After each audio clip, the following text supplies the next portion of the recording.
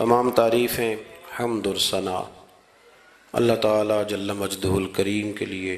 درود و سلام نبی اکرم نور مجسم شفیع معظم احمد مجتبیٰ جناب حضرت محمد مصطفیٰ صلی اللہ تعالیٰ علیہ وسلم کی ذات والا صفات کے لیے حمد و صلات کے بعد، عزیز دوستو، بزرگوں، بھائیوں، اللہ تبارک و تعالیٰ نے قرآن حکیم میں نبی رحمت صلی اللہ تعالیٰ علیہ وسلم کی عظمتوں کا، شانوں کا، بلندیوں کا ذکر فرمایا ہے۔ امت مسلمہ نے اور امت کے مفسرین نے، علماء نے نبی پاک صلی اللہ تعالیٰ علیہ وسلم کی ہر عظمت پر، سید عالم صلی اللہ تعالیٰ علیہ وسلم کو عطا کی گئی ہر شان پر تفصیل سے کلام فرمایا۔ ہمارے بزرگوں نے سید عالم علیہ السلام کی عظمتوں کو کھول کھول کر امت کو سنایا اور بتایا، لیکن پھر بھی بہت سارے پہلو تشنا ہیں، اور جیسے جیسے وقت گزرتا جائے گا امت تک حضور سید عالم علیہ السلام کی عظمتوں کو پہنچایا جاتا رہے گا اور لوگ اس سے استفادہ کرتے رہیں گے۔ قرآن مجید میں اللہ تعالیٰ نے ارشاد فرمایا کہ یا ایھا النبی انا ارسلناک شاہدا ومبشرا ونذیرا، اے محبوب علیہ السلام، بے شک ہم نے آپ کو گواہ بنا کے بھیجا ہے، خوشخبری دینے والا بنا کے بھیجا ہے اور ڈر سنانے والا بنا کے بھیجا۔ پھر فرمایا وَدَاعِيًا إِلَى اللَّهِ بِإِذْنِهِ، اور ہم نے آپ کو اللہ کی طرف دعوت دینے والا بنا کے بھیجا ہے اس کے اذن کے ساتھ، وَسِرَاجًا مُنِيرًا، اور آپ کو چمکتا ہوا آفتاب بنا کے بھیجا ہے۔ دنیا کے اندر انسان میں جو چیز اسے رغبت دیتی ہے، جو اس کو عمل پر ابھارتی ہے، وہ اس کا عقیدہ اور اس کی سوچ ہوتی ہے۔ انسان کے جو افکار ہوتے ہیں نا، جو اس کی سوچیں ہوتی ہیں، وہ اس کے عمل کو مرتب کرتی ہیں۔ انسان کا جس طرح کا نظریہ ہوتا ہے، پھر وہ زندگی میں عمل بھی اسی طرح کے کرتا ہے، لوگوں کے بیچ رہ کے وہ وقت بھی اسی طرح ہی گزارتا ہے۔ قریش مکہ اور حضور سید عالم صلی اللہ تعالیٰ علیہ وسلم سے جو پہلے کے لوگ تھے، ان کے افکار بہت ساری خرابیوں کا شکار ہو گئے تھے، فکری کمزوریاں پیدا ہو گئی تھیں، مختلف قسم کی اوہام پرستی کا وہ شکار تھے، توہمات میں الجھ گئے تھے۔ حج کا موقع آیا ہے تو اب انہوں نے قبولیت کا یہ نظریہ گھڑ لیا ہے کہ ننگے ہو کے معاذ اللہ طواف کریں گے بیت اللہ کا۔ قربانی کا موقع آیا ہے تو جانوروں کا خون دیواروں کے ساتھ لگائیں گے خانہ کعبہ کی۔ اور قرآن حکیم ہمیں یہ بھی بتلاتا ہے کہ جب حج کر کے لوٹتے ہیں تو اب دروازوں سے نہیں گزرنا، اب ہم نے کوئی اور رستے پھلانگ کے گھروں میں آنا ہے، اس لیے کہ ہم نیک ہو کے آئیں۔ تو مختلف قسم کی توہمات انہوں نے گڑھ لی تھی، اللہ تبارک و تعالیٰ کی ذات کے بارے میں بھی، انبیاء کرام علیہ السلام کے بارے میں بھی۔ قرآن مجید ہمیں کہتا ہے کہ یہودیوں نے جناب عزیر علیہ السلام کو اللہ کا بیٹا کہا، عیسائیوں نے معاذ اللہ حضرت عیسیٰ علیہ السلام کو اللہ کا بیٹا کہا۔ تو افکار کے اندر جب انسان کے بہت زیادہ خرابیاں آ جاتی ہیں، یعنی ایک آدمی کا ذہن بن گیا نا سارے لوگ چور ہی ہیں، تو پھر کسی سے دوستی کرنا، کسی کے ساتھ چلنا، وقت گزارنا اس کے لیے دشوار ہی نہیں محال بھی ہو جاتا ہے۔ اور اگر انسان محسوس کرنے لگتا ہے نا کہ یار نہیں، ایسا نہیں ہے، یہ میرے رسول کریم کی امت ہے، اور حضور علیہ السلام نے فرمایا میری امت کبھی گمراہی پر جمع نہیں ہوگی، تو امت میں خیر ہے، ہمیں خیر کو تلاش کرنا چاہیے۔ پھر انسان آہستہ آہستہ نرم ہونے لگتا ہے، لوگوں کو گنجائش دینے لگتا ہے، اور ان کی باتوں کو، ان کی کمزوریوں پر وہ استدلال کرتا ہے کہ یہاں کمزور پڑ گئے ہوں گے، یہاں یہ مسئلہ ہو گیا ہوگا۔ وہ کسی نے کہا تھا کہ جانے کس عمر میں جائے گی یہ عادت میری، روٹھنا اس سے تو اوروں سے الجھتے پھرنا۔ کئی دفعہ یوں بھی ہوتا ہے۔ تو ہمارے ہاں افکار میں اگر حسن رہے، تازگی رہے، خوبصورتی رہے، اب بھی کچھ لوگ ایسے ہیں جو اعتدال کا رستہ چھوڑ جاتے ہیں۔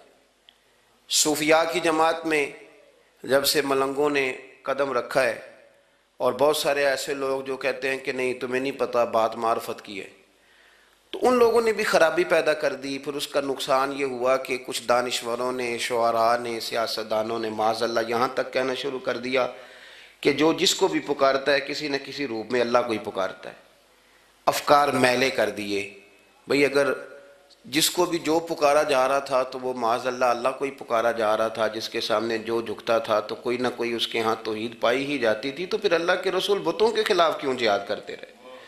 پھر لا الہ الا اللہ کا کیا معنی ہوا؟ تو ایک تو وہ طبقہ آیا، پھر ایک الحاد اور بے دینی کا رویہ کچھ لوگوں نے یہ بھی اختیار کیا کہ معاذ اللہ انہوں نے مسبب الاسباب کی بجائے لوگوں کو اسباب پر زیادہ توکل کرنے کا معاذ اللہ درس دیا۔ دعاؤں سے کام نہیں چلتا، خالی نعروں سے بات نہیں بنتی۔ اس کو یہاں تک لے گئے کہ اگر آج انہیں حضور کا کوئی معجزہ بتایا جائے، کسی کرامت کی بات کی جائے، اللہ تبارک و تعالیٰ کی طرف سے عطا کردہ کسی انہونی ایسی بات میں جس میں خالصتاً قدرت الہی کا دخل ہو، تو ان لوگوں کے لیے ماننا مشکل ہو جاتا ہے، کیونکہ انہوں نے زور ہی اس بات پہ دے دیا ہے۔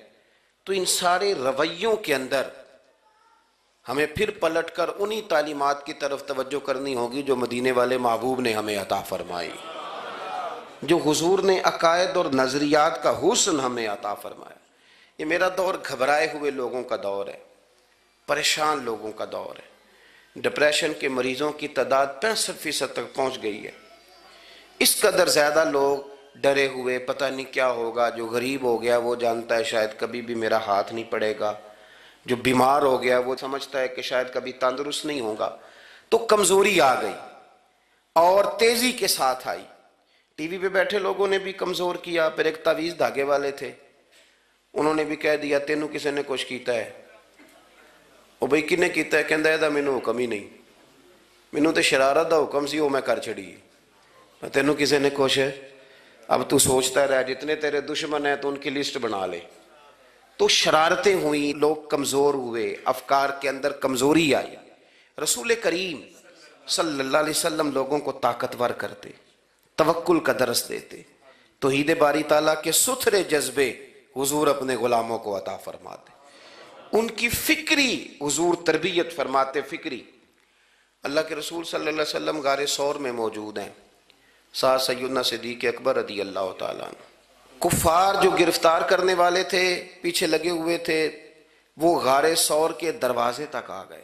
جس طرح ڈاکٹر بول دیتا ہے، وہ کہہ دیتا ہے کہ اب جناب مشکل ہے، اگلے ہفتے آپ چلے جائیں گے، تو وہ جو کمزور لوگ ہیں انہوں نے اگلے ہفتے کیا جانا ہوتا ہے، وہ جب ڈاکٹر بتاتا ہے اسی وقت ہی فوت ہو جاتے ہیں۔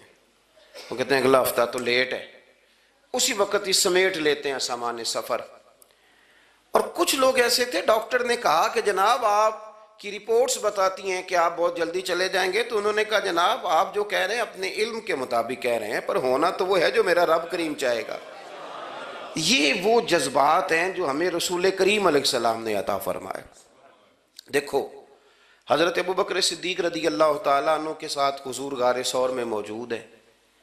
کفار جو گرفتار کرنے والے ہیں وہ دروازے تک آ گئے، بالکل دروازے تک، اور جناب صدیق اکبر رضی اللہ تعالیٰ عنہ ان کو دیکھ کر تھوڑا سا گھبرائے، اپنے لیے نہیں، ذات مصطفیٰ کے لیے گھبرائے، کہیں حضور کو کوئی تکلیف نہ پہنچ جائے، تھوڑا گھبرائے۔ یا رسول اللہ وہ تو قریب آ گئے، اور اگر انہوں نے پیروں کی جانب جھک کر دیکھا تو وہ تو ہمیں دیکھ لیں گے۔ بالکل سرانے پہنچ گئے، یہ آ گئے، کھڑے ہو گئے، اور درمیان میں پردہ کیا ہے؟ مکڑی کا جالا، اور مکڑی کا جالا پھونک سے بھی اڑ جاتا ہے، تو مکڑی کا جالا بیچ میں، حضور وہ تو پہنچ گئے، ذرا جھک کر کے دیکھیں گے تو وہ تو ہمیں پکڑ لیں گے۔ اب یہ وقت تربیت ہے، اور وہ تربیت جو محبوب نے اپنے اس عظیم صحابی کی فرمائی، اس تربیت کو میرے رب کریم نے قرآن مجید میں بیان فرمایا۔ حضور فرماتے ہیں، رب فرماتا ہے کہ فرمایا محبوب نے، فرمایا لا تحزن، ابو بکر گھبرانا۔ یہ ایک موقع ہوتا ہے جب انسان کو گھیر لیتی ہیں مشکلات چاروں جانب سے، اور جو بھی آتا ہے وہ اسے مایوس ہی کرتا ہے، لیکن حالات کے سہمے ہوئے لوگوں کو بتا دو حالات بدل جاتے ہیں، ایک جیسے نہیں رہتے۔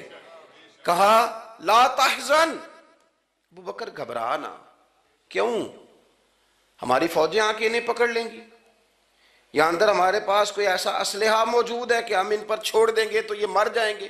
لا تحزن، ابو بکر گھبرائیے مت۔ کیوں نہ گھبرائیے؟ اس لیے کہ ان اللہ معنا، بے شک اللہ ہمارے ساتھ ہے۔ جن کے ساتھ رب ہو انہیں گھبرانا نہیں چاہیے. انہیں گھبرانا کہ جو مسلح کی قوت ہوتی ہے، یہ دعا کی طاقت ہوتی ہے، دعا صلاح المومن، یہ جو قوت ہوتی ہے انسان کے پاس، یہ جو اس کے پاس ہتھیار ہوتا ہے کہ آج رات منا لوں گا میرا رب کرم فرما دے گا، یہ جو اس کے پاس قوت ہوتی ہے یہ اسے کمزور نہیں پڑنے دیتی، اسے طاقتور رکھتی. تو حضور نے افکار کے اندر یہ حسن پیدا کیا، لوگوں کو بتلایا کہ بجائے اس کے کہ تم کوئی چور رستہ تلاش کرو، کوئی سیاست کرنے کی کوشش کرو، تم کوئی ایسی راہ اختیار کرو جو تمہیں محسوس ہو کہ درست نہیں ہے، اس رستے نہ چلو، بلکہ تم اپنے رب کو منانے والے رستے پہ چلو. اور ترمذی شریف میں حدیث ہے، حضرت انس بن مالک رضی اللہ تعالیٰ عنہ فرمانے لگے کہ کریم محبوب علیہ السلام فرماتے ہیں کہ اپنے دکھڑے دنیا داروں کو نہ بتانا، سیٹھوں، نوابوں، چودھریوں، چاپلوسی کرنے کی ضرورت کوئی نہیں. اپنے دکھڑے دنیا داروں کو نہ بتانا ورنہ اللہ تمہیں کبھی غنی نہیں فرمائے گا. فرمایا اپنے دکھ اپنے رب کریم کی بارگاہ میں عرض کرنا، جلدی یا دیر سے اللہ تمہیں لوگوں سے بے نیاز کر دے گا. تربیت فرمائی.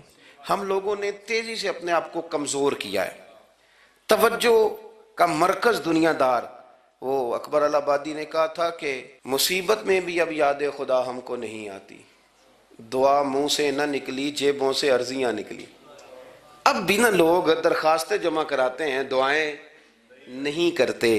تو بھائی ایک تو یہ کہ توحید باری تعالیٰ کے بارے میں اصل نظریات، افکار کا حسن، پاکیزگی، اور آپ کا اپنے رب کی جانب پورا توجہ کرنا. ہمارے ہاں اب تو خیر کرامتیں فیس بک پہ آتی ہیں اور لوگ اس کا سوال بھی بڑا تگڑا کر کے کرتے ہیں. اور جو بچے چھوٹے موٹے ہماری طرح طالب علم ہوتے ہیں، کچھ کتابیں پڑھنے والے دین کے، وہ کئی دفعہ الجھ جاتے ہیں کہ اب اس کو ٹیلی کیسے کریں، ساتھ کیسے جوڑیں. ایسی کرامتیں اور کرامت بیان کرنا بھی لوگوں نے ذمہ داری سمجھ لیا ہے. حالانکہ جڑے محرم راز حقیقت دے وہ تے راز حقیقت کھول دے ہی نہیں. اے جنہ ویکھیا نہیں او کرن گلاں، جنہ ویکھ لیا وہ تے بول دے ہی نہیں، تو بات ہی نہیں کرتے. تو کرامت نا جوڑ جاڑ کے نا کہیں فٹ کی جاتی ہے. آپ کو بخاری مسلم میں حدیث ملے گی، کوئی بھی ایسی اوہام پرستی، کوئی بھی ایسا نظریہ، کوئی بھی ایسی بات جو ذہن کو منتشر کرے. یعنی ابھی تک لوگ کہہ دیتے ہیں ہمارے کہ وہ کالی بلی رستہ کاٹ گئی تھی. تو معاملہ بڑا، میں ملتان شریف پہنچا تو مجھے وہاں ایک میرے سنگی کہنے لگے، بڑا پرانا ان سے ربط ہے، کہنے لگے کہ میں نے آج نہ تجربہ کیا ہے، ویسے واقعی کالی بلی رستہ کاٹی ہے تو مشکل ہو گئی ہے. میں نے انہیں کہا کہ آپ کا تجربہ سجدہ صاحب کا محتاج ہے، آپ کو دوبارہ سے تجربہ کرنا چاہیے. خدا کے بندے کالی بلی رستہ کاٹ جائے تو مشکل ہوتی ہے، تو میرا تو سارے رستے، کئی کالی گاڑیاں رستہ کاٹ گئی، اب کیا کیا جائے. یہ کمزوری ہے. افکار میں کمزوری نہیں پیدا کریں، کچا پن نہ پیدا کریں، آپ مضبوطی لائیں. بخاری مسلم میں آپ کو حدیث ملے گی، سرور کائنات علیہ السلام کے صاحبزادے جناب ابراہیم علیہ السلام وصال فرما گئے، اور کیفیت یہ تھی کہ انہوں نے حضور کی مقدس گود میں آخری سانس لیا. داڑھی مبارک محبوب کی آنسوؤں سے بھر گئی. حضرت انس کہتے ہیں عرض کی یا رسول اللہ آپ بھی آنسو بہاتے ہیں؟ فرمایا میرا بیٹا گیا ہے تو آنسو نکل آئے ہیں، ورنہ میری زبان پہ وہی جاری ہے جس سے میرا رب راضی ہوتا ہے. اسی دن نا، جس دن سرکار کے صاحبزادے کا وصال ہوا، اسی دن سورج کو گرہن ہو گیا. کچھ لوگوں نے بات جوڑ دی، کہنے لگے کہ آج چونکہ حضور سید عالم علیہ السلام کے صاحبزادے کا وصال ہو گیا تو آج دیکھو سورج کو بھی گرہن ہو گیا. بات جوڑ دی. غم کی کیفیت تھی، سرکار کی مقدس داڑھی آنسوؤں سے بھری ہوئی تھی، حالات کا تقاضا اور اس کی سمت کچھ اور تھی. حضور نے جمعے کا انتظار نہیں فرمایا، فرمایا بلاؤ لوگوں کو مسجد میں. لوگ جمع ہو گئے اور صحابہ فرماتے ہیں ہمارے خیال میں یہ تھا کہ یہ موقع نہیں تھا. آج نہ جہاد کے لیے حکم آنا ہے، کس مقصد کے لیے حضور نے طلب فرمایا، لیکن جب ہم گئے اتنا ضروری کام ہے نظریات کا صاف ہونا کہ اللہ کے محبوب نے لوگوں کو اسی دن بلا کے فرمایا لوگوں سنو، سورج اور چاند کو جب گرہن لگے تو استغفار پڑھا کرو، تسبیحات کیا کرو، نوافل ادا کیا کرو، اللہ کے حضور حاضر ہوا کرو. فرمایا یہ سورج اور چاند کو جب گرہن لگے تو یہ اللہ کی نشانیوں میں سے نشانی ہوتا ہے، کسی بندے کے دنیا سے جانے کا اس کے ساتھ کوئی تعلق نہیں۔ تم نے اپنے ذہن کو ٹھیک رکھنا ہے، افکار کو ٹھیک رکھنا، کسی بھی قسم کی تم نے اوہام پرستی کا شکار نہیں ہو۔ مضبوط رہیں، مضبوط رہیں، اٹھ باندھ کمر کیوں ڈرتا ہے، پھر دیکھو خدا کیا کرتا ہے۔ آپ مضبوط رہیں، جب مضبوط رہیں گے تو انشاءاللہ توانائی اللہ کی طرف سے عطا کر دی جائے۔ دوسری بات، نبی پاک صلی اللہ تعالیٰ علیہ وسلم نے نا تمام انبیاء کرام علیہم السلام کے بارے میں لوگوں کے ذہنوں کی اصلاح کی۔ آپ کبھی قرآن حکیم کا مطالعہ فرمائیں، احادیث مبارکہ کو پڑھیں تو میرے محبوب کریم کی شان یہ ہے کہ حضور نا انبیاء کی شانیں بیان کرتے ہیں۔ حضرت موسیٰ کلیم اللہ ہیں، کس نے ہمیں بتایا؟ قرآن و حدیث نے بتایا۔ شانیں بیان کی نبیوں کی، عظمتیں بیان کی۔ حضرت ابراہیم خلیل اللہ ہیں، یہ ہمیں قرآن نے بتایا، حضور نے بتایا، لیکن ساتھ ہمیں یہ بھی بتایا کہ ہیں یہ اللہ کے بندے، ہیں یہ اللہ کے رسول۔ نبی پاک صلی اللہ تعالیٰ علیہ وسلم نے افکار اور نظریات انبیاء کے بارے میں لوگوں کے درست فرمائے۔ مجموع الزوائد میں حضرت مولا علی شیر خدا رضی اللہ تعالیٰ عنہ کی حدیث مروی ہے، ایک بدو آ گیا حضور کی بارگاہ میں کچھ مانگنے کے لیے۔ مولا کائنات رضی اللہ تعالیٰ عنہ فرماتے ہیں سرکار جب کسی بات کا جواب نہ دینا چاہتے تھے تو خاموش ہو جاتے تھے، کچھ دیر خاموش رہتے تھے، اور حضور کا خاموش رہنا بھی ہمارے محدثین نے محفوظ کیا ہے۔ اقسام حدیث میں سے ایک حدیث ہے جسے حدیث تقریری کہا جاتا ہے، وہ حدیث ہے جس میں حضور خاموش رہے، کوئی کام کیا گیا تو سرکار خاموش رہے۔ حضرت مولا علی کہتے ہیں حضور نہ خاموش ہو گئے، لیکن چونکہ دیہاتی تھا، سادہ تھا، اس نے جب بار بار گفتگو چھیڑنا چاہی تو پھر حضور نے فرمایا چل پھر مانگ لے کیا مانگتا ہے، مانگ لے پھر کیا مانگتا ہے، کر سوال۔ دیہاتی تھا، سادہ آدمی تھا۔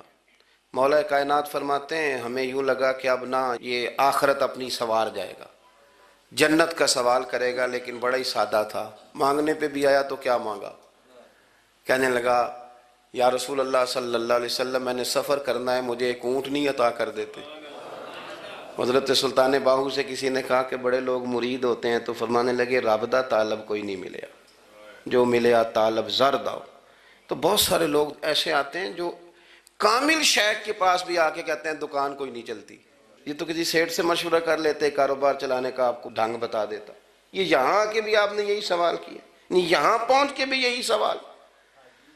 تو نبی پاک صلی اللہ تعالیٰ علیہ وسلم سے کہنے لگا ایک اونٹ دے دیں آنے جانے کے لیے۔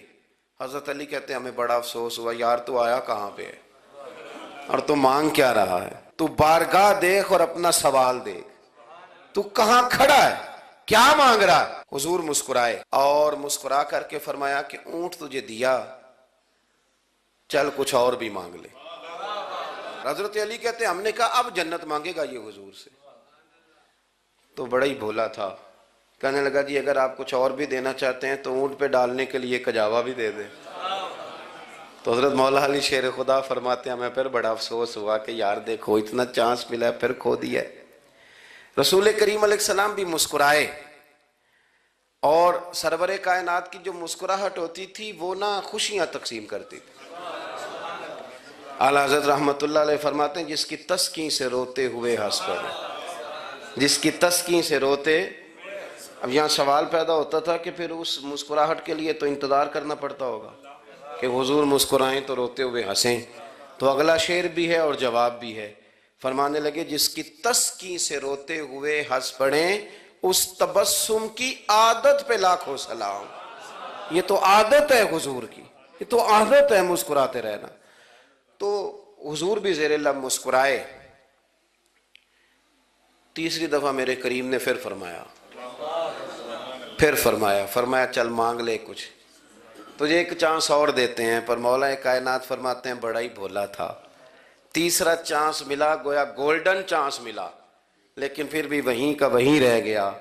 کہنے لگا ٹھیک ہے اگر آپ کچھ اور بھی دینا چاہتے ہیں تو میرا سفر لمبا آنے جانے کا خرچہ بھی دے دے۔ اللہ اکبر۔ اب حضور عقائد کی بابت بتانے لگے کہ رسالت کے بارے میں، محبوب کے بارے میں عقیدہ کیسا ہونا چاہیے؟ تو حضور علیہ السلام فرمانے لگے تجھ سے تو وہ بنی اسرائیل کی بڑھیا ہی اچھی تھی۔ یا رسول اللہ صلی اللہ علیہ وسلم کون سی؟ تو حضور فرمانے لگے جناب موسیٰ علیہ السلام کو حکم ہوا ہجرت کریں، تو آپ جانے لگے، تو پھر ارشاد خداوندی ہوا کہ جہاں حضرت یوسف علیہ السلام مدفون ہے، آپ کا مزار پر انوار ہے، اگر آپ کو جانا ہے تو پھر ان کے تابوت کو بھی آپ نکال کر کے ساتھ لے جائیں۔ حضرت سیدنا موسیٰ علیہ السلام نے لوگوں سے پوچھا تمہیں پتہ ہے جناب یوسف کا مزار کہاں ہے؟ کسی کو نہیں پتا۔ ایک بوڑھی اماں ہے ضعیف العمر، اس کو خبر ہے۔ حضرت موسیٰ علیہ السلام نے اس سے کہا اماں تو بتائے گی کہ حضرت یوسف کا مزار کہاں ہے؟ تو کہنے لگی بتاؤں گی پر مفت نہیں بتاؤں گی۔ یہ حضور بیان کر رہے ہیں، بتاؤں گی پر فری میں نہیں بتاؤں گی، میں نا مفت تھوڑی بتاؤں گی۔ فرمایا چل تو اپنی قیمت بتا بتانے کی، تو کہنے لگی میں اس شرط پہ جناب یوسف کے مزار کا پتہ بتاؤں گی کہ آپ مجھے جنت میں وہ والا گھر دیں گے جس کے پڑوسی جناب موسیٰ علیہ السلام ہوں۔ آپ کے پڑوس میں گھر چاہیے، تجھ سے تجھی کو مانگ کے میں نے مانگ لی ساری کائنات، وہ والا مکان چاہیے جس کے پڑوسی آپ ہوں۔ تو حضرت موسیٰ کلیم فرمانے لگے اماں چل جنت مانگ، تو نبیوں کے قریب مکان مانگ رہی ہے، وہ تو بڑا اونچا درجہ ہوگا، تو بڑی دور پہنچ گئی، اتنی بڑی سوسائٹی میں پلاٹ مانگ لیے، وہاں پہنچ گئی۔ تو بوڑھی کہنے لگی ٹھیک ہے پھر اگر یہ معاملہ ہے تو پھر ختم ہو گئی بات، اگر آپ نہیں بتاتے تو جائے میں بھی نہیں پتہ بتاتی۔ یا وہ اڑ گئی، ٹھہر گئی، اور اڑی بھی کس طرح؟ یہ بھی میرے اللہ کی توفیق، میری طلب بھی تو تیرے کرم کا صدقہ ہے، میری طلب بھی تو تیرے کرم کا صدقہ ہے، یہ پاؤں اٹھتے نہیں بلکہ یہ اٹھائے جاتے ہیں۔ تو وہ کہنے لگی میں نہیں پھر بتاتی، آپ کسی اور سے پوچھ لیں۔ جناب موسیٰ خاموش ہوئے تو ارشاد خداوندی ہوا کلیم اپنے پڑوس میں مکان دینے کا وعدہ آپ کر لیں اور مکان انہیں میں عطا کر دوں گا۔ تو حضور سید عالم صلی اللہ تعالی علیہ وسلم نے اس بدو کی موجودگی میں تربیت فرمائی صحابہ کی، یہ چیزیں بھی حضور نے عطا فرمائی۔ لیکن جب تمہیں کہا جائے مانگو تو پھر یہ کریم رسول کا دروازہ ہے۔